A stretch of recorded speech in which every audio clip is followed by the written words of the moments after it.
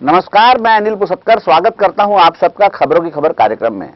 आज बात करते हैं बेरोजगारी की खबर की, उस खबर की जो दिल दहला देती है, उस खबर की जो सोचने पर मजबूर कर देती है कि क्या हम तरक्की के सही रास्ते पर चल रहे हैं, क्या हमारे प्रदेश ने वाकई तरक्की की है, क्या हमारे प्रदेश में रोजगार के अवसरों की स्थिति है।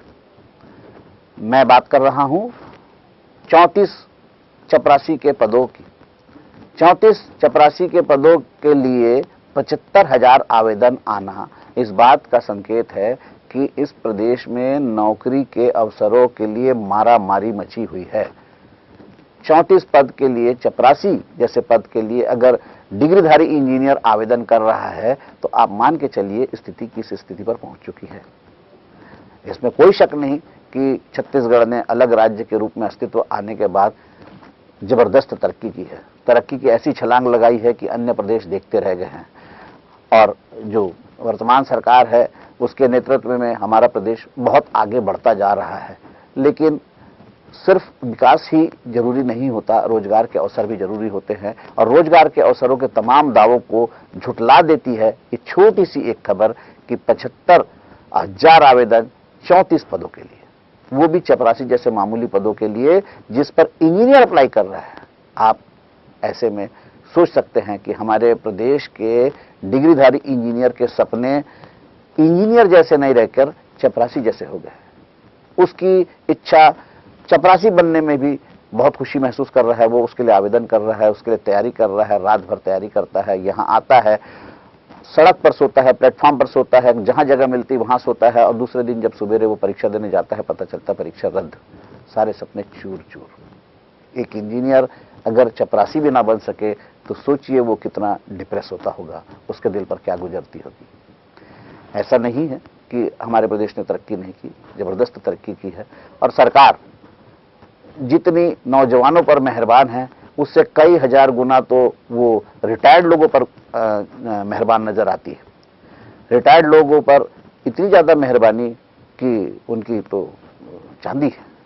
चीफ सेक्रेटरी रिटायर्ड यहीं, सेक्रेटरी रिटायर्ड यहीं, आईएएस रिटायर्ड यहीं, गजेटेड अफसर रिटायर्ड यहीं, सब इंस्पेक्टर रिटायर्ड यहीं।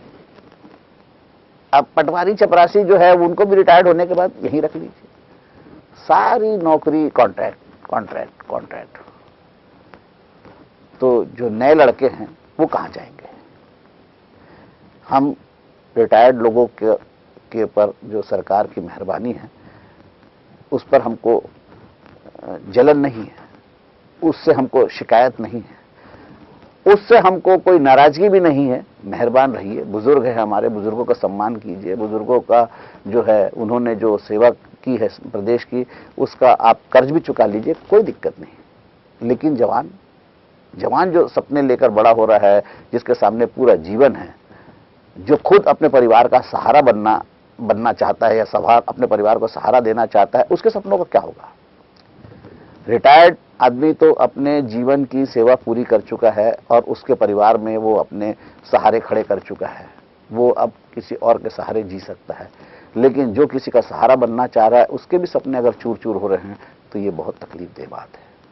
हमको इस बात से कोई ऐतराज नहीं है कि आप रिटायर्ड लोगों को कॉन्ट्रैक्ट पर रखिए, बना दीजिए प्रदेश को वृद्धाश्रम, इससे भी कोई ऐतराज नहीं। लेकिन वृद्धाश्रम बनाओगे तो जवान लोग कहां जाएंगे। जवानों का भी सपने हैं। इंजीनियर आदमी चपरासी बनने को तैयार हो रहा है, इंजीनियरिंग कॉलेज खोलते जा रहे हैं। तो आप इंजीनियरिंग कॉलेज खोलकर, इंजीनियरिंग कॉलेज की पढ़ाई पढ़ाकर क्या चपरासी तैयार कर रहे हैं। इतने इंजीनियरिंग कॉलेज खुल क्यों रहे हैं, सीटें खाली। जिस इंजीनियरिंग कॉलेज में मारामारी है वहां ब्लैक और जहां नहीं है वहां जीरो। और ये कौन सी शिक्षा नीति है, ये तो मैकाले से भी भयंकर नीति नजर आ रही है। उन्होंने तो कहा था कि बाबू बनाएंगे, आप तो इंजीनियर को चपरासी बना रहे हैं, यानी मैकाली से भी भयंकर। हैरानी की बात है और बहुत तकलीफ देने वाली बात है कि हमारे युवा रोजगार का छोटे से छोटा अवसर भी छोड़ना नहीं चाहते। 75,000 लोग अगर 34 पद के लिए दौड़ रहे हैं, भाग रहे हैं, मारामारी कर रहे हैं, छीना झपटी कर रहे हैं, माने सोच लीजिए कि स्थिति बहुत खराब हो चुकी है। देखिए सरकार शायद जाग जाए। हो सकता है जवानों पर भी तरस खाए और जितना प्यार वो वृद्धाश्रम बनाकर बुजुर्गों पर लुटा रही है, वैसे ही नौजवानों के लिए भी लुटाए।